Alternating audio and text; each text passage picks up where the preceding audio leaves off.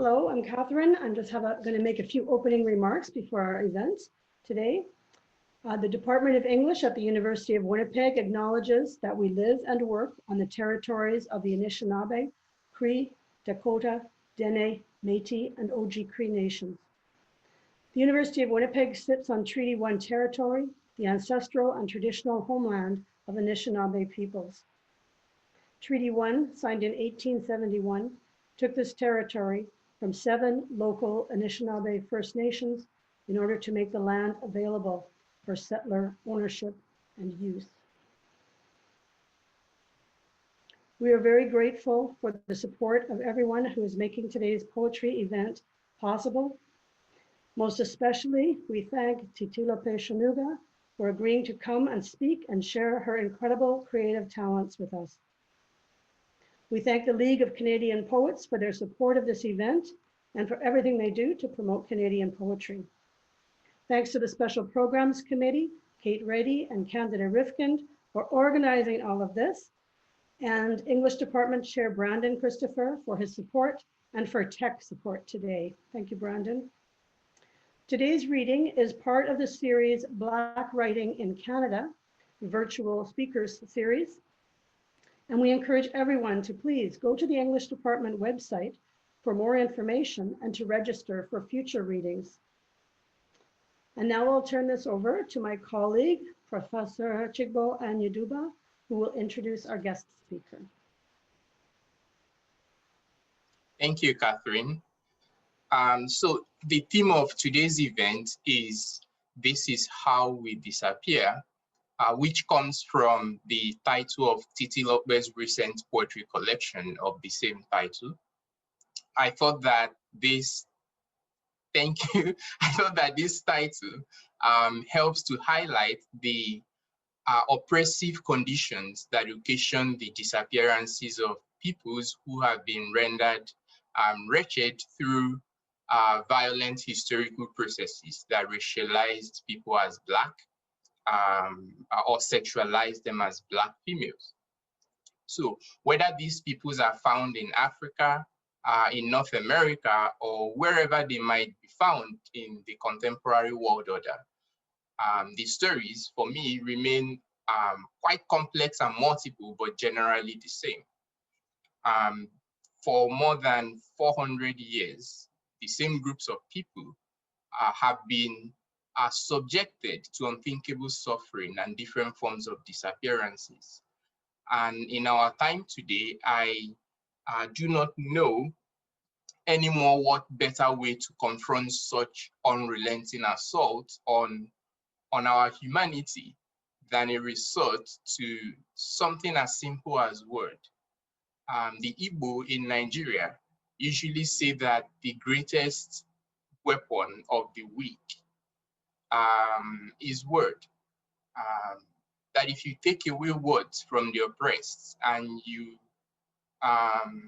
deny them the ability to speak, you would have succeeded in disappearing them absolutely.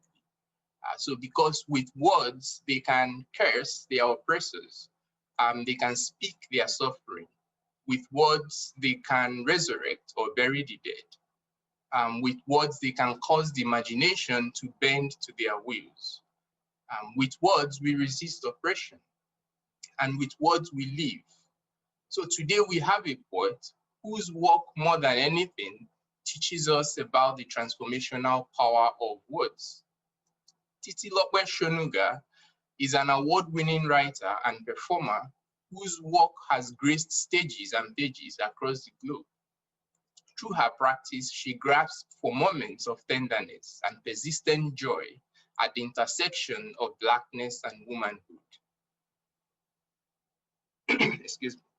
If you haven't experienced Titilope perform her poems before, I can assure you, based on my own experience of watching her YouTube poetry performances, that you are in for a moment today, because her words and the readings that they command always plow the depths of the mind and the soul for me.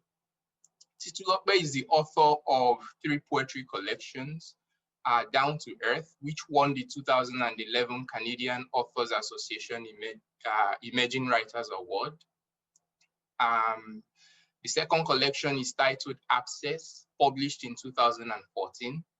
And the third collection is This Is How We Disappear, published 2019. Titilope has also released 2 spoken word albums, Mother Tongue, which was published or released in 2011, and Swim, released in 2019. Titilope is also the writer of 3 plays, The Six, Naked, which is a one-woman play, and Ada the Country, a musical play. Titilope has facilitated numerous youth and adult poetry workshops locally and internationally. Her writing has been translated into several languages, including Italian, German, and Slovak. Titilope calls Edmonton, Canada, and Lagos, Nigeria home. If you want to know more about Titilope and the incredible work that she's been doing, please visit her website, titilope.ca. So please join me in welcoming Titilope Sonuga to read first. Thank you so much for having me virtually. And it never, even on a Zoom platform, it never gets old to know that my work resonates in some way with people. And so it is always a pleasure and an honor. Thank you, Chigbo, for this invitation. These are the small moments that make this strange and impossible time that we are living in feel just a little bit more human. So I'm grateful for them. So I'm going to be reading, sharing, performing, sometimes reading some poems from my collection of poetry called This Is How We Disappear. And I wanted to set some context for how this book came about. I was living in Nigeria, in Lagos at the time when the Chibok girls were kidnapped from their school. This was in April of 2014. And I remember watching with a kind of confusion and hysteria at what was taking place, not just by their disappearance, but by the relative inaction that followed, or the slow pace of the reaction. And then the popular hashtag and that global movement of celebrities and political figures holding up signs, and that feeling like a moment that was tangible and that would propel some kind of change. And then the years and the years and the years that followed. So the writing of this collection began in 2014, but the book was not published till 2019. And to be publishing the book then, and even speaking about the book in 2020, and knowing that many of those girls never returned home, and understanding that the ones that did, what does returning look like? What does starting over look like? What does it mean to disappear and reappear? What does it mean to be Black and woman in the world? The collection, the nucleus of the collection is that disappearance, because what that did for me was create a kind of obsession with understanding what that particular disappearance meant globally, and to examine the many ways women and girls, Black women and girls, Indigenous women and girls disappear across the world, physically, psychologically, emotionally, and the ways in which the world is slow to respond or barely notices. So the collection is about little disappearances, big disappearances, the many ways we disappear, but also it is about that persistent joy and the ways in which disappearance too is an act of survival. Disappearance too is a way to re-emerge as something stronger, fiercer, more powerful than before. The collection is a way to reclaim that and to put our bodies back in their sacred place. So I will share some poems now. They are still laughing. In the dream, I close my eyes and count backwards from 276. The girls crawl feet first from their hiding places, some from behind the curtain where their hands stuck out, others from under the bed, untangling a mess of limbs. A slit in the silence bursts and their voices fall out. They call each other's names, unlearning memory, bones melting back to whole. The ones who did not make it into hiding shake their bodies loose from where they stood, suspended in time. They brush past me as they go, peeling back the skin of 1,000 blacking days, calling up the blood to dance beneath their former faces, the ones still soft enough for their mothers to recognize. This time, when a girl walks into a forest, real or imagined, when her body kisses the earth like a felled tree, everybody hears it.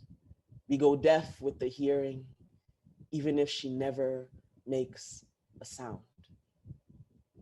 Missing. As much as I wish to, the president said, we cannot promise that we can find them. They converted to Islam, married off to the fighters, Abubakar Shekau said. They were taken. Across the border into Cameroon, witnesses said. A negotiator told us at least 3 died in the early days from snake bite, malaria, dysentery. I am outraged and heartbroken. Michelle Obama posted a picture of herself holding a sign, please know this, Malala Yousafzai wrote, we will never forget you. Years pass without a whisper from the girls. My father's gun in the upstairs closet will shoot its first and only shot when I am 10, and the armed robbers come, rattling our gate like rabid dogs, my 3 sisters and I huddled in our nightgowns on his bedroom floor. We have to leave this country, he whispers to my mother, his finger trembling on the trigger. That night, my father will almost kill a man to protect our childhood. He will never say the words, I love you, but in the chamber of his heart is one loaded bullet. Midnight at the water's edge. Blessing and 3,000 refugees wade in, silent and barefoot, they fall into the sea. Soon, most will wash back ashore with no names to call, but the numbers scribbled on their clothes. For weeks, the smugglers' telephones on the other side, silent. No one to answer for the girls with skin like rich palm oil bloodying the water. They built fences in Morocco, pay the nations on the coastline to keep the teeming bodies back. Tomorrow, Europe might no longer be European, said Gaddafi.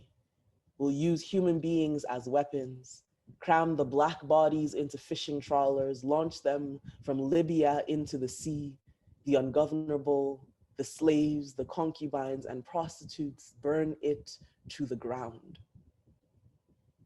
Swift flowing river snakes its way through the heart of Edmonton to lay still in the winter of our arrival. Our hands turn white, the air like shards of glass to our faces. That night, our family shares a pizza in our basement apartment. Then we fall asleep, 3 on the bed, 3 on the floor, our bellies bloated with hope. We tread water for 20 winters between our yesterdays and the tomorrow we were promised. Everything here is borrowed or stolen, the language, the land, my own body far flung. I lose my old English, my tongue twice colonized. All the women I know are running toward or away, and everything I know of disappearance begins with water. The girls, their thirsty mouths open skyward, rainwater muddying the forest floor, the 6-month ocean crossing that pulls the salt from our skin, the dam breaking inside my mother. The first blood sacrifice that pulled me from one world into the next began inside a woman, sliced down the middle so another woman could emerge whole. All I know of magic making and survival, I learned at birth. I want to defend my country. Which one? I mythologize my grandmother. I write stories about warrior women with thunder between their thighs. Then the girls disappear and no one goes looking. I ask my mother the Yoruba word for shame. Do you know they only drank water when it rained? What kind of country does nothing when 200 girls disappear?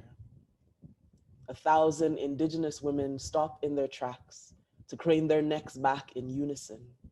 Tears flood the highway till even the rivers overflow. The girls had disappeared for 3 weeks before we knew their names. Then we spoke them, 276 in Chibok, but thousands more missing and murdered across the country answered. It is customary to wait 7 days to name a child. Touch her lips with water and palm oil, honey and salt, cola. Give her a taste of the bitter and the sweet, the joy and the pain. Pray for her. A spirit with the resilience of water. All of this just to say, stay.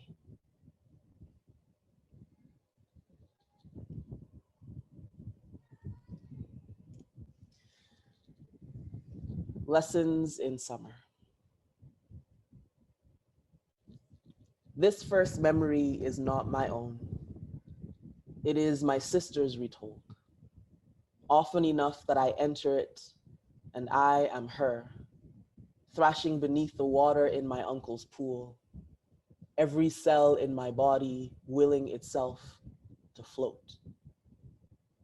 Inside the wide orbs of her eyes, I learn that dying is such a silent thing, and water too has hands that can reach around your neck and turn your own body against you. In the next memory, my father stands over her, a desperate knocking on her chest, his fingers in her mouth begging her to open, to breathe.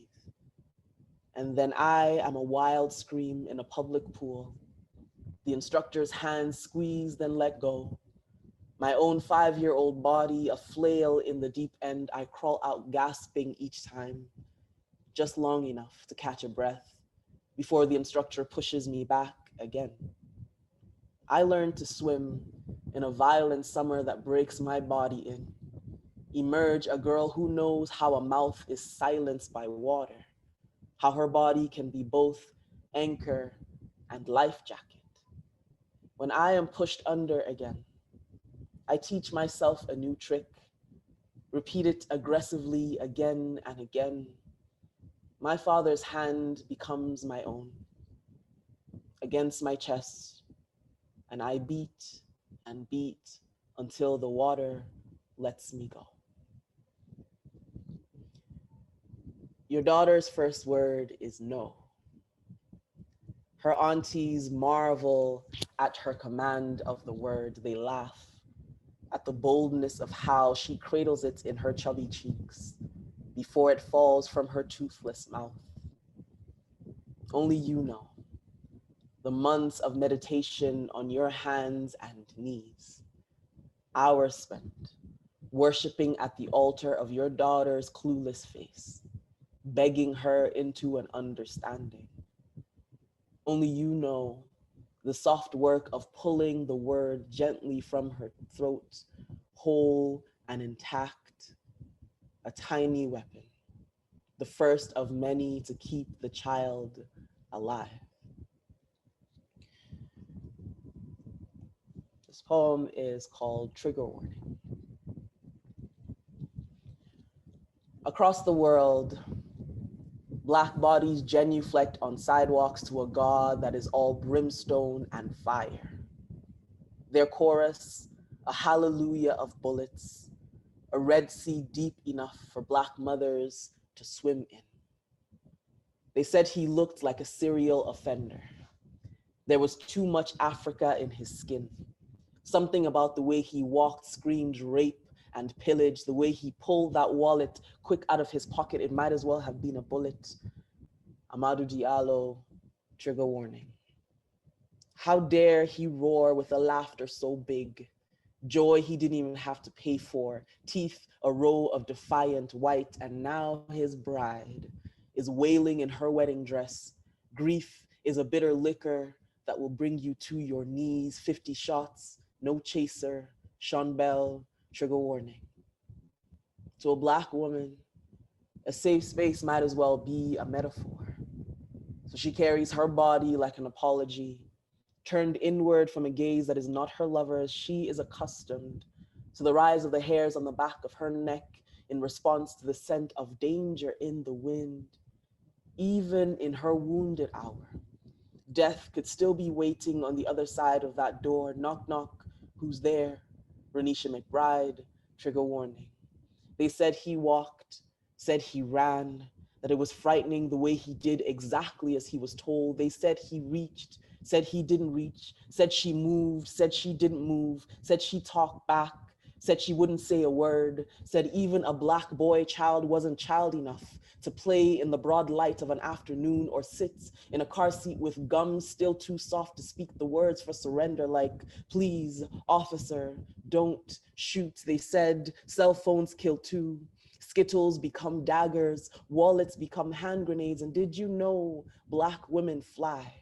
Are prone to levitating in prison cells, will slip their necks into nooses they tie with just their teeth. All that Black girl magic defies physics, defies gravity, defies police officers who play God. It turns to rage in the bones, and Black bones liquefy, slip out of handcuffs pop locking. They dare dance through the trigger's warning. They dare move in bodies that charm a bullet out of its chamber to sit between their eyes. Black joy looks too much like God, too much like worship, too much like praise. So give them a chorus, a hallelujah of bullets. Flood the streets with a Red Sea deep enough for their mothers to drown in. This is how you heal the wound. 1, cleanse with salt water. It is the only way to release the poison. 2, you will need a healing balm. More love, more love. Be generous in your application. Let the wound breathe. Do not cover it until it festers and rots. Speak it, then let it go. 4, uncover. Do not ever pick the scab. So this is how we disappear. We fall backwards into our mother's mouths, become them. Become the only stories we have ever been told, stories about women who stay, women who endure, women who offer their bodies into the belly of the beast to protect their children. This is how we go missing. We tumble into a fist, bones beaten to pulp. We crumble beneath the weight of a man with a hole in his chest, and the vacuum takes us to a place where we are never enough, yet we are too much. Our mouths too big, our bodies too whole, too soft, too much like God, wild things to be tamed. So the wolves come, dragging the screeching bodies of little girls from their childhoods. They find us at work, at school, knees bent at the altar or on the dance floor, whether we are a shy whisper or a loud joy, whether we are hips moving free or too small to carry the weight of it. Sometimes they come with a stranger's whisper. Often they come with names that we know well. We call them uncle, call them brother, call them friend, call them on nights when the world feels too big. We ask for a shoulder to lean on, get a fist instead. Claws that peel our bodies open like ripe fruit for the taking, and we try to forget what we cannot forgive. We throw away our names, we shapeshift, we code switch, we learn a whole new language for survival, teach it to our daughters too. But this time, we come back for our bodies, we come back for our voices, we gather the broken, gather the split and scattered, anything that still has a pulse. Even what is only a shadow of itself is still worth loving. Everything that we paid for in our blood, let it come. Let it move with only the skin on its back. We do not look back. We do not turn to salt. This time we are the ocean, come to reclaim everything that belongs to us and swallow anything that refuses to be moved. Ask about us. These women who reinvented joy, who snapped back our broken bones to the rhythm of a survival song, a song about the audacity of living and loving anyway. We become a whole new kind of creature, something fearless and fierce, something bold enough to call down even lightning and dare it to touch us. Thank you.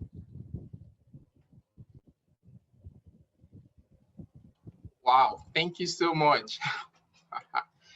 Wow, I told you guys that if you haven't listened to Titilope recite or perform her poems, it's quite an experience. And these poems are so touching, so moving. My attitude generally to poetry is not to speak about them. I prefer to experience poetry because it does something to me that I can put in words. And that's how I felt throughout as you read some of these powerful poems. Please, I want to thank many of the students who joined us today. You can use the function down at the bottom of your screen, the Q&A, to post questions or your comments. You can also use the chat to do that. I want to start first. Initially, I wanted to ask you to walk us through your artistic process, how you get to create poems and what happens in the process of creating poetry. Why poetry? I know you were first an engineer, but then transitioned into art. Yes. So what happened and how do you get to create poems? Well, I was 13 years old when my family immigrated to Canada. We landed in Edmonton in September, and it was the coldest day of my life. And even then, there was an understanding that a very serious sacrifice had been made on my behalf. And so, as children of immigrants know, the reward, the payback for that sacrifice is through education. And so each of there are four of us, my sisters and I, all dispersed in our quest to pay back this debt, became accountants and pharmacists and, things that our parents could call back home and boast about, because that would be what made that journey worth it. I became an engineer after my father, who was an engineer for many, many years. And I think for me, I had never considered telling stories as a profession, storytelling as something I could take home and say, this is what I do. And so it sort of remained as the hobby that I had carried from my childhood, writing in notebooks and stories and making up those sorts of things while I pursued this very serious engineering career. What I know to be true now is that when you have a particular gift or calling or an overwhelming desire to do something else, it has this way of haunting everything that you try to do that isn't that thing. And so I went on, I was an engineer for 5 years. I built roads in the city, but always in the margins of an engineering drawing somewhere is like the beginnings of a line, of a poem, of a thing that was always constantly floating around in my head. I started performing at open mics in the city, and without going into what this like over a decade long journey has looked like, poetry essentially eclipsed the rest of my life. It became glaringly obvious both to me and to the people around me that this was something I needed to pursue. And so it has taken me all over the globe, but always my process is the same. I have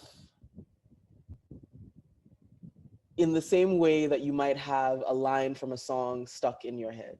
When a poem is about to make its entrance, it appears to me in that very same way. And sometimes it's a line that I wrote down 4 years ago, and then suddenly I revisit that and think, oh, there's something here.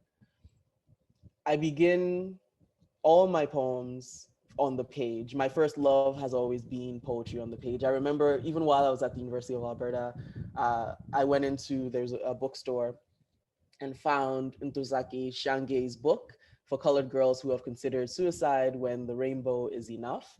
It's this very tiny sliver of a book. And I pulled it off the shelf. You might have it behind you. Oh yeah, it's right there. Yes, that book. This is the book that started all. So I pull it off the shelf, and my plan was to, go buy the book and read it. But before I left the store, I was already inside of this book. For me, what it presented was a possibility that poetry could exist in this way, as play, as monologue, as as pure feeling on the page. And I think that's when the seed was planted. And so those are sort of the moments that I look for when I'm trying to create something. I'm immersing myself in books like that. I'm immersing myself in music, in rap and hip hop and R&B, but also in Sade and Asha, and I'm listening to these sorts of things while this poem is sort of floating around in my head. And then ultimately, like all art, you just have to get down into the work of it, right? In the beginning, most of my poems were born out of just pure inspiration. I think that's sort of like that beginner's energy where it's like, deep emotion, a poem appears on the page and it's like just there. But once it turned from hobby into my life, I had to create more structured systems to create work. So getting down onto the page, putting down the first draft of nonsense and gibberish. For me, the work is in the edit. So where the poem actually happens is in the going back and chopping and going back again and rearranging. I approach poetry writing in the same way that I approached engineering. It is sort of like puzzle making. For me, it is like a world building exercise in which you're trying to create a kind of symmetry and balance in the writing. And so I approach, once the first draft is done, which is usually just nonsense, it's in the going back and rearranging and pulling together and stripping back that the poem eventually emerges. And sometimes I do all of that to arrive at 2 lines of a poem, and then the real poem begins. And so it's an iterative process. It can be quite lengthy, but sometimes it pays off. Wow. You won't believe this, but last night I had a dream. Actually, when I was reading your poem, all the books I lined up here, there were books that I thought about while reading This Is How We Disappear. I'm honored because those books are last beautiful. night, I dreamt that I was going to pull out exactly this book you referenced. So it's just that deja vu that happened to me now, and I recollected that dream of showing that book. It's just unbelievable, right? Yeah. So the next question I wanted to ask, it's something to do with disappearance, which for me stood out quite strongly.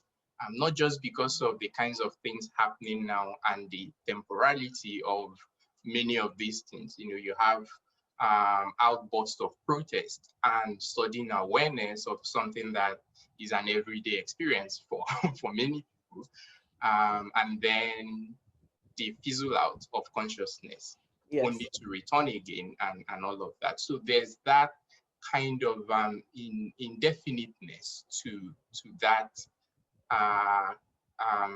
phenomenon.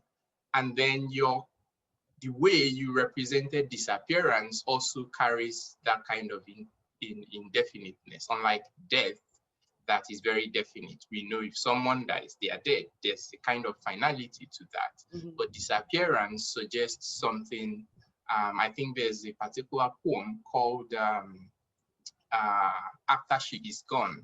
It's one of my most memorable poems in the collection. Someone says, I think something like disappearance is like neither living nor dead, right? So that condition of liminality. So could you speak more to your vision of, or visions of disappearance, not just in this work, but more broadly? Yeah, that poem about how a person becomes a ghost to themselves, neither living nor dead. You're absolutely right in that. I wanted for the book to have a kind of haunting quality, in the same way that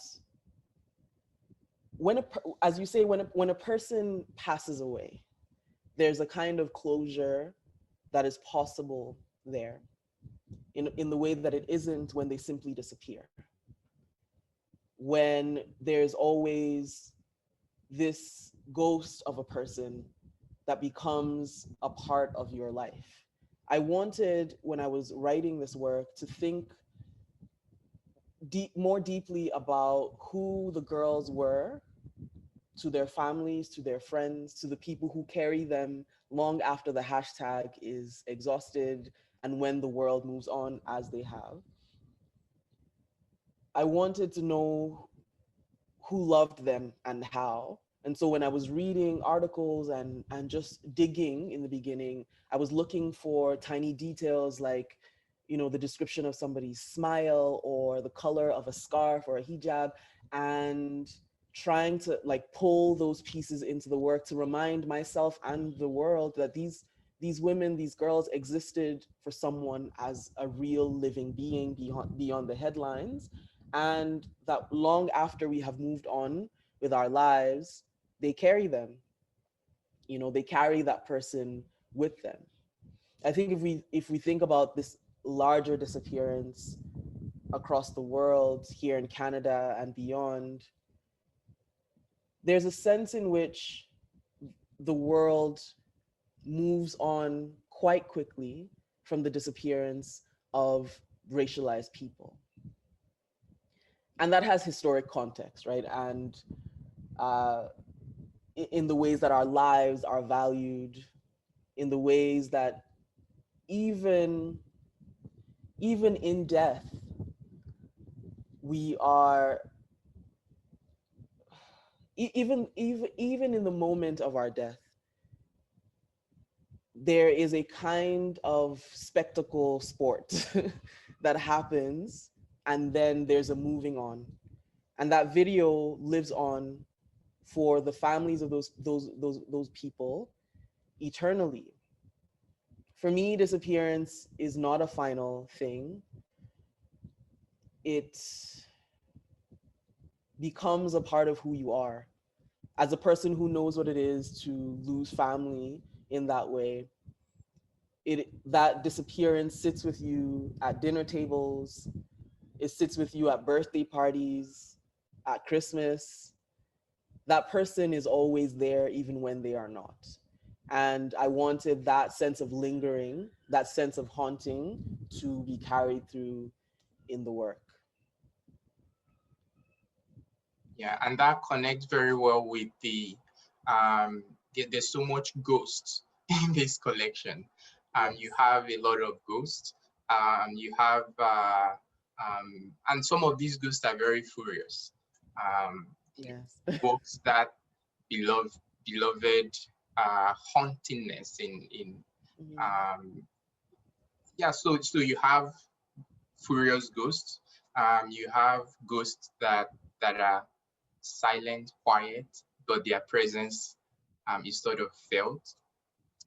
You have ghosts that ask for justice. They cry for justice. On the other hand, you also have ghostly figures in the form of ancestors that inspire, grandmothers and great grandmothers and mothers in this poem. Yeah. So what's your relation with ghostliness? I understand the aspect of disappearance, but in terms of your poetic process and when you are trying to write some of these poems, what does that do when you know these experiences are there, but then they seem to sort of come through your poem as ghosts? I wanted to touch on briefly what you mentioned about the motherly ghosts in the work. A lot of the writing of the collection happened, the final push happened at a time when I was heavily pregnant with my now 2-year-old son.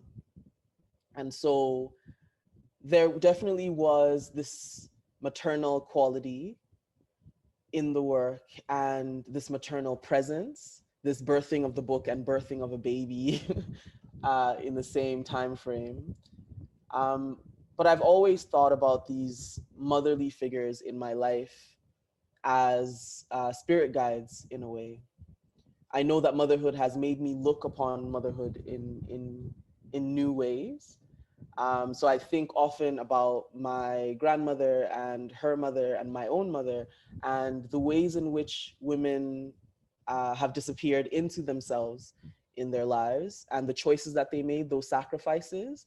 And I've learned to look at them with a measure of grace now that I don't think I could when I was much younger. I recognize that there are many ways to disappear and reappear and to reinvent yourself within the context of the society that you live in, and for that too to be worthy of honor, even if those choices would not be my own. Ghostliness in the writing, I think, like all creative processes, when there's a piece of work that is like lingering in the space before it appears into the world, it is like a ghostly presence that follows you everywhere until it's rendered real. So when I'm writing these stories, honestly, sometimes it feels like there's a sense of this poem, this presence sitting beside me or around me while I try to translate what that experience is to the page. There's a sense in which, especially when you're telling stories that are so heavy and are based on real lived experiences and conversations and there's a sense in which there's a responsibility with that you carry throughout the creative process. And like most writers will say, like, these characters, I don't want to call them characters because they're not really characters, but these people are kind of with you while you try to write.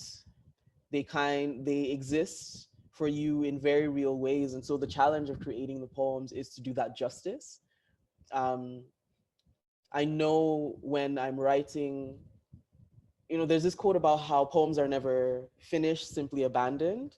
It feels a lot like that, but I do know the point at which I have done my best is when that presence, that feeling, that heaviness, it subsides. It feels like, all right, we've arrived someplace, and now it's time to move into the next poem.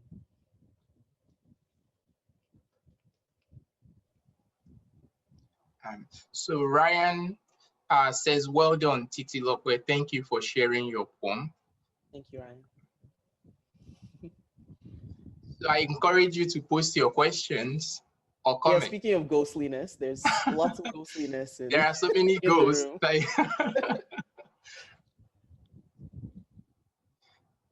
Catherine, okay, there's a question here. It's from Alison. Thank you so much for that incredible reading. I'm interested in this phrase, mother tongue, from your spoken word album, a phrase that always reminds me of M. Nobes Phillips' poem, Discourse on the Logic of Language. Do you see a relation between a mother tongue that grounds someone, teaches, instructs, and connects someone to their culture and family, and this falling back into the mouths of our mothers that you mentioned in your poem? This kind of going missing that happens through a repetition or a learned kind of silencing, if I understood that section correctly. Yeah. That's so, mother tongue is a lifetime ago, so it pleases me to no end to hear that mentioned. As Chico said at the beginning, language and speech and storytelling is the way in which the oppressed reclaim their stories.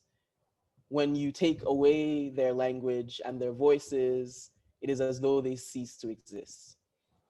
That's something I'm acutely aware of.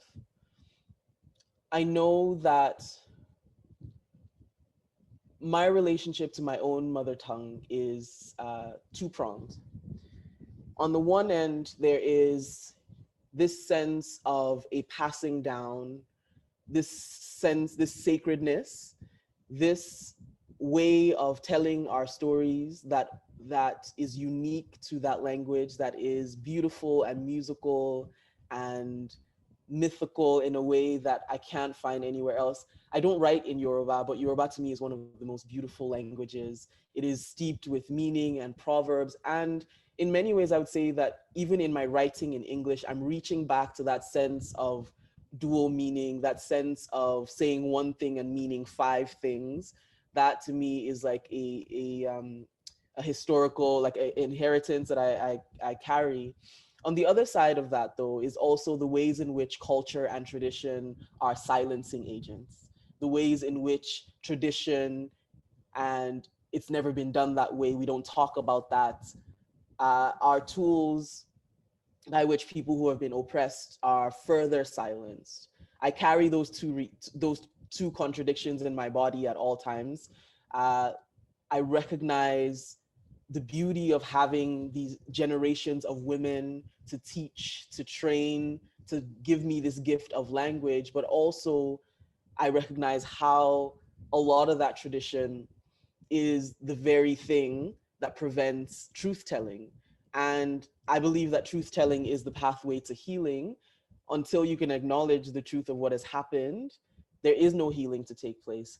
And so I think for many of us who come from these cultures, there's a dance that we do in which we want to hold on to a sense of who we are, where we've come from, who we've been, but we're pushing back against the silencing that happens. And I guess that's why art is a refuge, in that it's already on the page and in the world before I get tackled on it. Yeah. Catherine, do you have questions? Well, the question I was going to ask, because you've really talked about um, you've kind of talked about it already, but I was looking at the poem Ghost, and you loved a ghost so hard it swallowed your heart, and then you kiss it into being. And to me, that seemed to be about writing or creating poetry, whether it's, spoken or written. And then I like the lines near the end. This is a very short poem here on page 77, but no one ever taught you the alchemy of your love. Its magic animates the bones. And so I just thought such a powerful poem, and those who are lost to us through death or disappearance, it's like a magic way of bringing them back. So is that about making poetry in a way? I think it's beautiful. And this is the magic of art making, right? You mother the poem and give it to the world, and then it can take on new meaning for any and everyone. I think that's beautiful. I will say, full disclosure, this poem is about love, and it's about the end of a relationship. It is about the ways in which we project onto other beings a version of what we wanted to see. So this idea that this person is in essence a ghost, that my projections, my own breath, my own love, animated and brought to life, that version of who that person was never existed. And so in essence, I was loving a shadow of a person. And because I didn't know the power of my own love, because I didn't understand the ways in which it animates the bones of the most fossilized, I didn't recognize that what I was loving was a reflection of myself. I think that's what I meant, but ask me again tomorrow. That's so interesting, so interesting. It looks like there's some more questions or comments coming in. From Cheryl, thank you so very much for such an inspirational reading. Between tears, I am writing of my motherly ghosts as I am hearing your words. Oh, thank you. And from Jasmine, thank you, Titilope. Your work is amazing. I feel blessed to have been given the opportunity to hear you read them. I found myself tearing up. Your ability to express yourself through words is incredible. And here's a question. Here's one with a question from Michaela. Thanks for sharing the beautiful poems. Just a question. What is the most difficult part of your writing process? And do you write in your first language? I don't write in Yoruba. To be fair to myself, I tried to sneak in some Yoruba in this collection. I speak Yoruba fluently, but for some strange reason, probably steeped in a colonial history, I express myself more deeply in English. What's the most difficult part of my writing process? I think for me, the poem exists as like a pure thing in my mind first. And the challenge is to translate that onto a page in a way that doesn't lose the plot entirely. And then, because I also move my work from the page into performance, I'm constantly, it is as though the poem exists in my body first. Then I have to translate that poem onto the page where it exists as a written thing, edit it, return it to its original form, and then I put the poem back into my body again in order to speak it out loud. It feels like a very cyclical process. And part of the challenge is knowing what the poem is versus trying to make it. It's always this thing about that art makers say about how your taste and your abilities are always just like a little bit distant from each other. And so your entire artistic career is spent trying to inch your tastes, your abilities closer to what your taste is. I know what the best of that poem sounds like.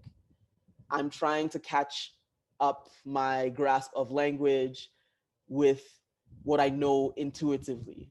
I don't know if that makes any sense, but it's like trying to translate your intuition, which is very difficult, and like it's a very difficult thing to do. It's kind of nebulous. It's you know. I think I answered the question. I hope. And there's another question. It's from Julie. I'm loving this reading. Thank you. I am curious on that point of spirit guides and the feeling of a presence subsiding. Often when I am finished a poem or a creative project I have been working on for a while, I feel a sense of loss, almost mourning. I wonder if you feel this emotion sometimes, and if so, how do you think and respond to it? I think always. I was just talking to a friend about this the other day. So in writing poems for the page, in creating a production for the stage, in writing plays and seeing it done, for me, it is always, there's always a crash after that is done. It is an almost, I don't want to call it an anticlimax because you are glad and grateful that the work now exists in the world, but there is absolutely a sense of loss and a sense that something has ended and that you can never go back to that moment again. This is something that most artists live with. And it is why I often say that the destination of the work cannot be my sole goal for creating work. So what the ways in which I respond to that is to allow myself to be fully present in the moments of creation, of making mistakes, of doing the thing, such that what I'm looking forward to is not the finished poem or people's response to the poem or any kind of acclaim that might come from it, because that is such a fleeting and temporary happiness. What I'm invested in is joy, and joy in the creation, and joy in the work of expanding my abilities to tell stories in different formats and different forms. I am fully invested in enjoying what I'm doing while I'm doing it, because I'm very aware of that feeling of after, which is often low, and it's like, okay, until the next thing. So my response to that would be, I know that it sounds deeply cliche, but it is the only thing that the only way in which I've been able to survive doing this work with the highs and the lows of it is to just enjoy the moment, to live in that moment and cherish that joy and keep creating.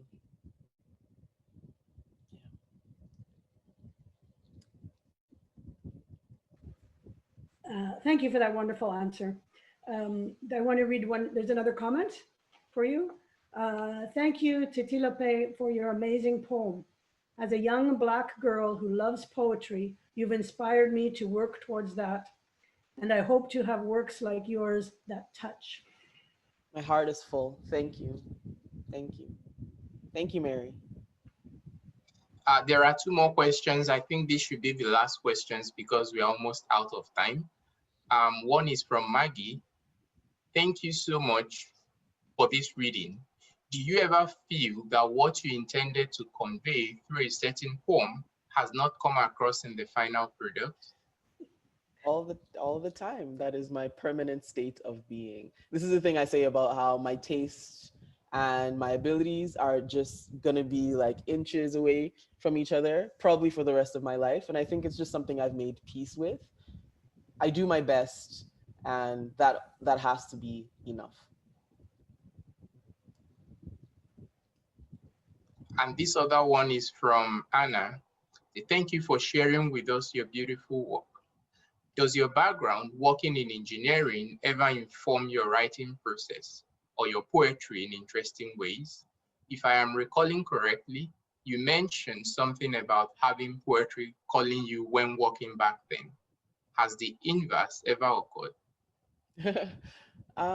Engineering absolutely does inform my writing process. I mentioned earlier about I have I treat writing like a puzzle making process. I'm not, even when I'm teaching workshops, I always tell people I'm not married to the idea of a poem starting in one place and ending in another. I could finish a poem and then decide to slice it in half and move it up and move it down, always in search of a kind of symmetry and balance, which I think definitely comes from a mathematical background and a desire to make things make sense, which can be good or bad. But I tried to moderate that desire with sort of the sometimes uneven nature of creating art. Sometimes it's okay to just let a poem be messy. But I do know that the way my brain works from an engineering background 100% influences the kind of writing that I do and the kind of writing that I'm drawn to. I mentioned something about poetry calling to me while I was an engineer. I would sit in my truck on construction sites while they were building something and just write poems and imagine this other fantasy life that I was going to have one day.